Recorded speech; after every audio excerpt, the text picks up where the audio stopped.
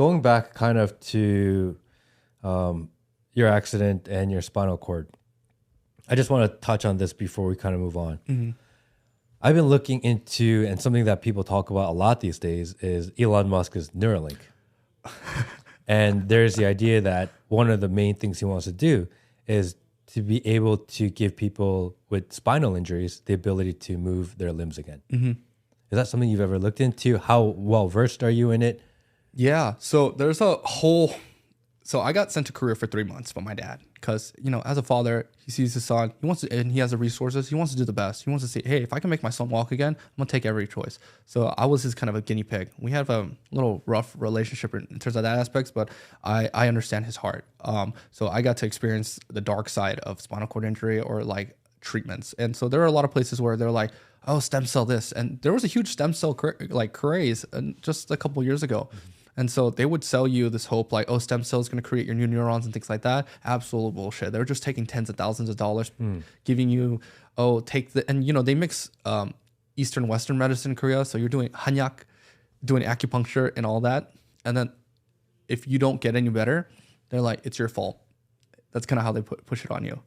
And so in Europe, they do a lot of electrical stimulation where they put an electrical pad and it jumps the signal over the broken portion of where your spinal cord got injured and sends it in. They've seen success, but I still don't know why they're not pushing it. Obviously, they don't have enough long-term effects for studies. So the pool for it is very small. I think they take like 5 applicants out of like tens of thousands.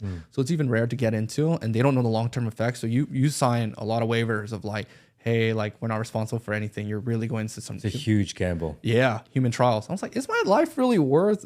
like, is walking that much important that I'd risk long-term effects? Or could I just wait until something's a little bit more safer and more proven and live a normal and build my life up to there? Those are things that I weighed about tremendously. With Elon Musk, I think is a great concept, but you know, he's a flag for killing so many animals. Think about that. How are you going to push into human trials if you put one and someone dies? That's crazy. We got a while to go before. We got a long while. But you know, you talked about technology advancing in your lifetime. Like it used to in the first podcast with Haas, it was like, you know, it took, you know, a person's lifetime to see technological advancement, but now it's getting shorter and shorter. So we're seeing that with spinal cord improvement and new researches and studies and technological advances. So maybe in my lifetime, it might be possible.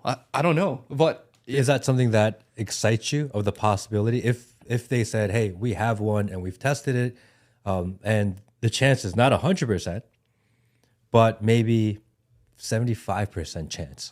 Like, what's that number? Or where do you decide, okay, fuck it, I'm going to try it? And how important is that to you? For me, I mean, walking would be great. Or for me, my goals is like more than walking, standing. Like I can travel anywhere with my wheelchair, to be honest. It's just that sometimes like I can't even stand up to see over the let's say they have a partition or something like that. That's what bothers me. Walking, so even with walking, if you got to think about it, if your muscles have been atrophied for so long, there's a lot of therapy involved to go into that. So it's a huge time commitment. You got to take away from your job. You got to make sure your finances are all sorted. Like even if these things exist, not your average Joe is going to be able to continue with it because you're going to need the resources to make sure all your bills are covered, make sure you're staying in shape, and that you can step away from everything to focus on therapy. So like there's so many conditions around it, right? So if those are all satisfied, then fuck it, why not? As long as death is not a not a side effect from it, right? And they're like, if it fails, you know, then it just fails. Then yeah, I think maybe like 80% and up is a pretty good shot. Like why not? Like worth the gamble. Yeah.